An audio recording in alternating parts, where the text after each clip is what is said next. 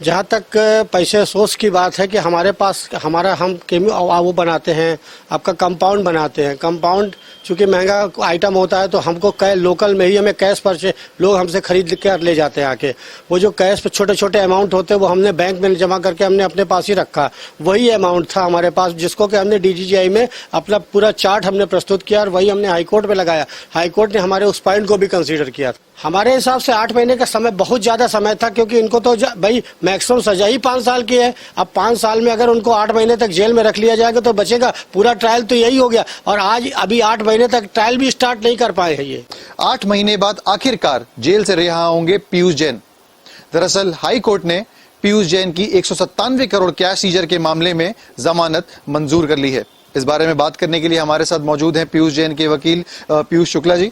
पीयूष जी, क्या कहा आज कोर्ट ने जमानत देते हुए, क्या पॉइंट्स रखे, किन बिनाहों पर उन्होंने जमानत दी है पीयूष जैन को? हाई कोर्ट में जो हम लोगों ने अपने आर्गूमेंट रखे थे उसमें आर्गूमेंट में मेन हमारा जो पॉइंट था वो ये था कि इसमें मैक्सिमम जो पनिशमेंट है वो 6 मंथ से लेकर 5 ईयर्स तक के लिए है।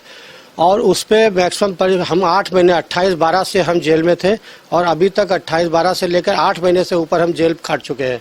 इसमें जो हमारा उन्होंने रुपया हमसे हमारे साथ बरामदगी दिखाई है उसमें से हम लोगों ने 54.5 करोड़ रुपए हमने ऑलरेडी हम लोगों ने वहाँ पर एज ए पेनल्टी हमने ऐसा अपनी सेल्फ असेसमेंट करके जमा कर दिया है। तो अब इतने लॉन्ग समय तक रखे जाने का कोई औचित्य नहीं था, इसीलिए ऑनरेबल हाई कोर्ट ने इसको कंसीडर किया और कंसीडर करके हमको बेल ग्रांट करी। किन शर्तों पे बेल दी गई है? क्या श्योरिटी बॉन्ड्स वगैरह जमा करने पड़ेंगे और कब तक पीयूष जैन जेल से बाहर आ पाएंगे? मैं श्योरिटी 10 लाख रुपए का पर्सनल बॉन्ड और 2 श्योरिटी दाखिल कर लोकल कोर्ट के सेटिस्फेक्शन पर 2 जमातगीर दाखिल करने पर हमें सिक्योरिटी मिल जाएगी। और सैटरडे हम लोग कल, आज अब ऑर्डर अपलोड हो गया है और हम लोग अभी कल इसको जजमेंट को कल यहाँ पे लगाएंगे और उम्मीद करते हैं कि शनिवार तक हम लोग की पीयूष जैन की रिहाई हो सके।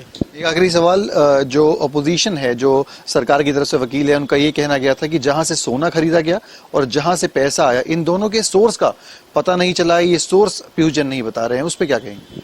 जहाँ तक पैसे सोर्स की बात है कि हमारे पास हम वो बनाते हैं, आपका कंपाउंड बनाते हैं। कंपाउंड चूंकि महंगा आइटम होता है तो हमको लोकल में ही हमें कैश पर से लोग हमसे खरीद कर ले जाते हैं आके।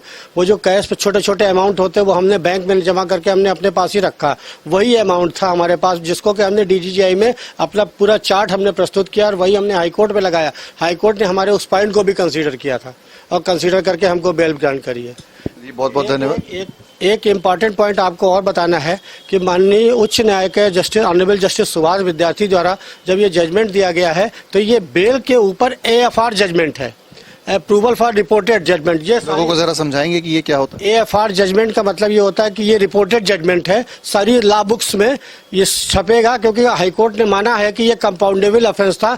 इतने इसमें गहन टिप्पणियां करी हैं। माननीय उच्चतम न्यायालय की तमाम विधि व्यवस्थाओं का उन्होंने दृष्टांत पेश किया है, जिससे कि ये आगे चल के आगे आने वाले भविष्य में जो CGST वगैरह छोटे छोटे मैटर में उठा के व्यापारियों इनको जेल भेज देती है, उस तरह की कार्रवाई न करे। तो कहीं ना कहीं आपके हिसाब से 8 महीने ज्यादा टाइम था उनको जेल में बिताना?